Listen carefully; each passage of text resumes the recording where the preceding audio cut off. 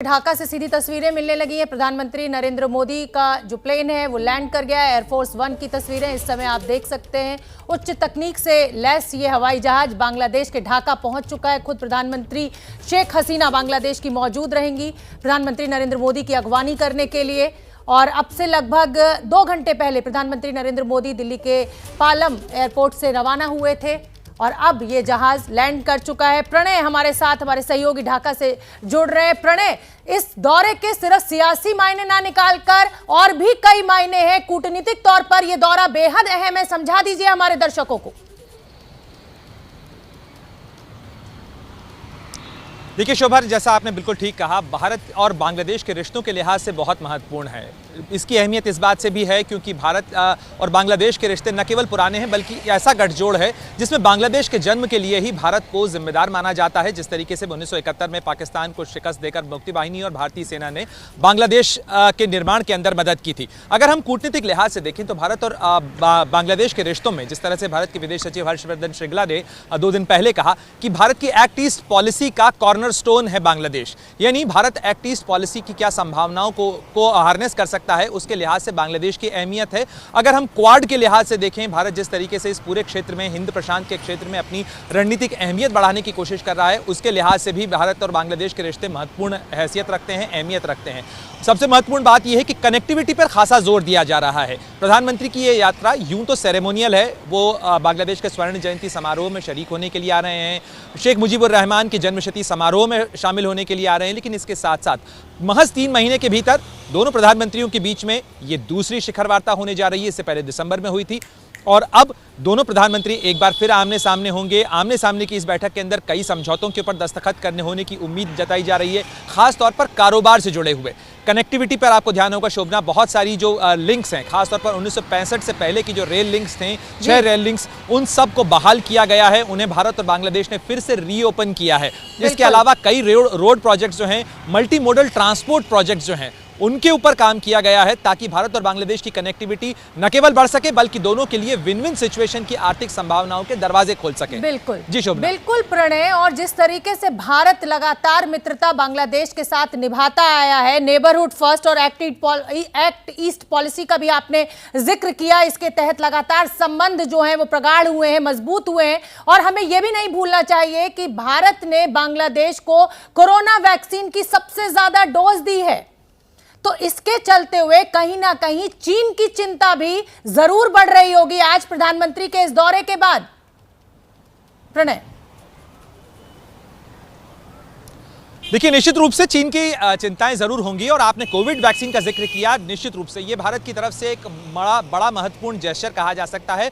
और अगर हम सूत्रों से की बात माने तो भारत की तरफ के प्रधानमंत्री नरेंद्र मोदी जब आए हैं बांग्लादेश में तो वो अपने साथ इस बार तोहफे में, क्योंकि आपको पता है शोभना, डिप्लोमेटिक अफेयर्स में, डिप्लोमेटिक बातचीत में इस तरीके के मौकों के ऊपर तोहफा भी डिप्लोमेसी का एक इंपॉर्टेंट टूल होता है। तो प्रधानमंत्री मोदी ढाका पहुंचे हैं, लेकिन इस बार तोहफे में वो अपने साथ वैक्सीन के डोज लाए हैं और करीब 1 मिलियन से ज़्यादा के वैक्सीन के डोज जो हैं ये बांग्लादेश के लिए कारगर शॉट हो सकता है और ख़ास तौर पर ये भारत और बांग्लादेश के रिश्तों के लिए भी ताकत के टॉनिक का काम करेगा। क्योंकि जिस तरीके से बांग्लादेश को भारत ने मदद की है, अब तक सबसे ज़्यादा 9 मिलियन डोजेज जो हैं, यानी करीब 90 लाख से ज़्यादा के जो डोजेज हैं कोविड वैक्सीन के, भारत निर्मित जो कोरोना वैक्सीन है उसके डोजेस केवल बांग्लादेश को दिए गए हैं। ये बताता है कि भारत अपने पड़ोसियों को कितना महत्व देता है।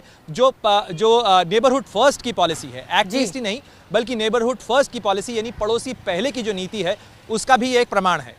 बिल्कुल ठीक कह रहे हैं प्रणय। और देखिए मेरे 2 सहयोगी भी मुझे दिखने लगे हैं, बांकुरा से कुंतल चक्रवर्ती, नॉर्थ 24 परगना के ठाकुर नगर से मनोज्ञा लोईवाल। मनोज्ञा, अभी मैं और प्रणय यही चर्चा कर रहे थे कि सिर्फ राजनीतिक और सियासी मायने ही नहीं है इस पूरे दौरे के। हाँ, ये जरूर सच है कि ये ऐन दौरा उस समय हो रहा है जिस समय बंगाल में पहले चरण का मतदान कल होना है, लेकिन इसके कूटनीतिक रूप से भी बहुत मायने हैं। लेकिन आप क्योंकि बंगाल की धरती पर मौजूद हैं, मतुआ समाज को साधने की कोशिश प्रधानमंत्री मोदी के द्वारा है, जमीन से क्या रिपोर्ट आपके पास? देखिए, प्रधानमंत्री नरेंद्र मोदी अटल बिहारी वाजपेयी की बात को सार्थक कर रहे हैं कि आप देश और पड़ोसी ये 2 चीजें नहीं बदल सकते हैं, ये आपके साथ हमेशा रहेंगे। और जब पड़ोसी की बात हो रही है तो बांग्लादेश से भले ही कैसे भी संबंध रहे हों, लेकिन आज जब 50वीं सालगिरह मना रहा है बांग्लादेश, तो वहीं दूसरी ओर बंगबंधु को सम्मान देने के लिए नरेंद्र मोदी का वहां होना बहुत बड़ी बात है। लेकिन उसमें छोटी छोटी बातें बाकी हैं, यानी उनका मंदिरों में जाना, वहां पर उनका मतुआ समाज यानी ओराकांडी का जो मंदिर है, जो वहाँ का ओरिजिन स्थल है, वहाँ पर मैं इस समय हूँ ठाकुर नगर में। लोगों में तो उत्साह है ही, लेकिन वहीं आपको मंदिर की तस्वीरें दिखा देते हैं। ये वो मंदिर है जो पश्चिम बंगाल में 50 से अधिक विधानसभा सीटों पर अपना दबदबा रखता है। यहाँ से जो फैसला होगा वो कई इलाकों तक जाएगा और प्रधानमंत्री ये बखूबी जानते हैं कि कैसे वोटर को साधना है बंगाल के, और बंगाल की राजनीति पर इसका असर डालना है। ठीक है, बांकुरा से कुंतल चक्रवर्ती भी मेरे साथ जुड़ रहे हैं। कुंतल, इस दौरे के बहुत मायने निकाले जा रहे हैं और वो मतुआ समाज का मत जो कि ममता बनर्जी की ताकत रहा है पिछले चुनाव में, उसको साधने की कोशिश के रूप में देखा जा रहा है प्रधानमंत्री मोदी के द्वारा। जमीन से क्या रिपोर्ट?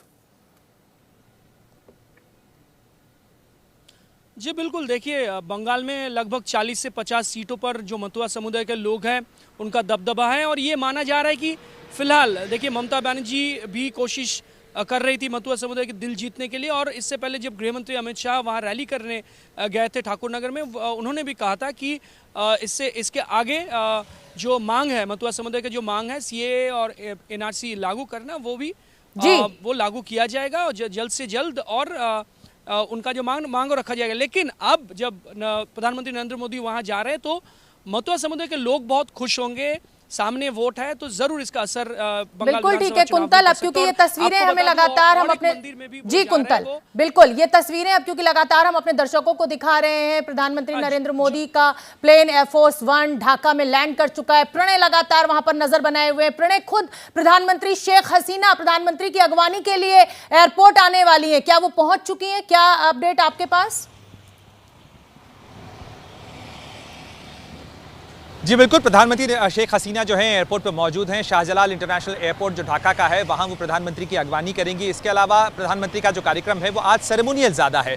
वो जाएंगे यहाँ से सरवर मिलिट्री मेमोरियल जो है वहाँ पर जाएंगे, वहाँ श्रद्धा सुमन अर्पित करेंगे। उसके बाद प्रधानमंत्री और दोनों देशों के प्रधानमंत्री शाम को जो नेशनल परेड ग्राउंड है वहाँ पर जो मुख्य समारोह होना है, गोल्डन जुबली जो सेलिब्रेशंस हैं वो होंगे, जिसमें भारत और बांग्लादेश की संयुक्त साझा सांस्कृतिक विरासत की भी छटा देखने को मिलेगी, क्योंकि भारत की तरफ से जो कल्चरल ट्रूप्स हैं वो यहां पहुंचे हैं। दोनों देशों के बीच में एक जो महत्वपूर्ण कनेक्ट है शोभना, वो भाषा का भी है, और वो भाषा है बांग्ला भाषा। हमें पता है कि जो पंडित अजय चक्रवर्ती हैं उन्होंने राग मैत्री बनाया है, इसीलिए जिसके अंदर जिसमें हिंदी, बांग्ला और संस्कृत के अंदर इस रागों की जो प्रस्तुतियां हैं वो इसमें दी जाएंगी। और इसके अलावा कई सांस्कृतिक कार्यक्रम जो हैं वो होने हैं। इसके अलावा बंगबंधु बापू जो एग्जीबिशन है उसका इनॉग्रेशन भी दोनों प्रधानमंत्री करेंगे। महज 36 घंटे का प्रधानमंत्री नरेंद्र मोदी का ये बांग्लादेश दौरा है, लेकिन इस दौरे में 8 से 10 घंटे के करीब प्रधानमंत्री शेख हसीना उनके साथ होंगी। वो अपने पैतृक निवास यानी तुंगीपारा में भी, गोपालगंज के तुंगीपारा इलाके में भी प्रधानमंत्री मोदी को लेकर जाएंगी। वो जगह जहां शेख मुजीबुर रहमान का पैतृक निवास था, वो उनका घर था, और उनकी बेटी प्रधानमंत्री शेख हसीना प्रधानमंत्री मोदी को खास मेहमान के तौर पर उनकी मेजबानी करेंगी। और इस तरीके से एक स्पेशल जेस्चर दिखाने की कोशिश है कि अपने 50 साल पूरे होने पर 51वें स्वतंत्रता दिवस जो कि आज है, क्योंकि आज ही के दिन शेख मुजीबुर रहमान ने पूर्ण स्वतंत्रता की या बांग्लादेश की मांग की थी 1971 के अंदर, और उसका नारा दिया था, और इसीलिए बांग्लादेश अपना स्वतंत्रता दिवस मनाता है। और ऐसे में उन्होंने खास मेहमान के तौर पर भारत के प्रधानमंत्री नरेंद्र मोदी को आमंत्रित किया है, जो प्रतिनिधित्व करते हैं उस देश का, उस भारत का जिसके कारण, जिसकी मदद से बांग्लादेश वजूद में आया। बिल्कुल प्रणय, आप बहुत अच्छी तरह हमारे दर्शकों को समझा रहे हैं, क्योंकि भारत और बांग्लादेश के 50 साल के कूटनीतिक संबंध की भी वर्षगांठ है, और 51वें साल में बांग्लादेश प्रवेश कर रहा है अपने आजादी के। लेकिन जो तस्वीरें हमें मिल रही हैं उसमें हम देख सकते हैं साफ साफ कि जो पिछला द्वार है प्लेन का, उससे कुछ जो प्रतिनिधि मंडल है उनका उतरना शुरू हो चुका है, अधिकारियों का उतरना शुरू हो चुका है। हालांकि जिस द्वार से प्रधानमंत्री को उतरना है वो द्वार अभी नहीं खुला है। वो तस्वीरें भी हम लगातार अपने दर्शकों को दिखा रहे हैं।